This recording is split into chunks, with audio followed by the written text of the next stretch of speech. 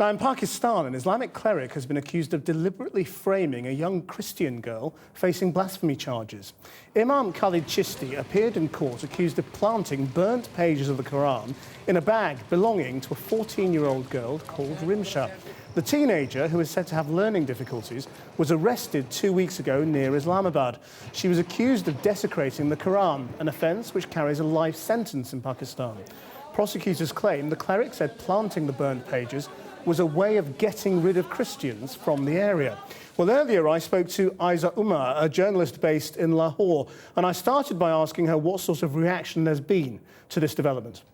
Now that the cleric himself has been arrested, who's accused Rimsha, and as witnesses are stating that he added pages from the Quran itself to the bag which was taken from Rimsha's custody, just to sort of beef up the case that she actually did try and burn pages from the holy book.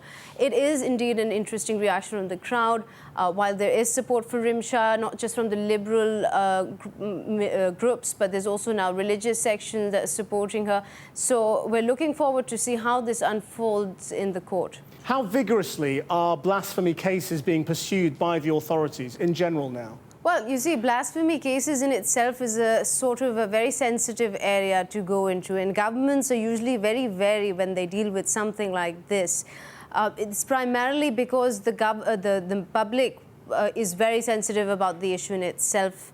There is a popular opinion amongst the masses who are generally not very aware of the codified form of the blasphemy law, that it doesn't come exactly out of the holy book, the Quran, and it was in fact brought in by General Zia-ul-Haq back in the 80s. So they take it very seriously, and of course there are organized religious parties here in Pakistan who take advantage of this sort of disillusionment. Given some people believe that she is guilty, whatever happens, how safe will she be if and when she's released? Well, that truly is a very good question. The fact that she is right now behind bars and has appealed for bail, it's still probably she's safer behind bars where she is under protection.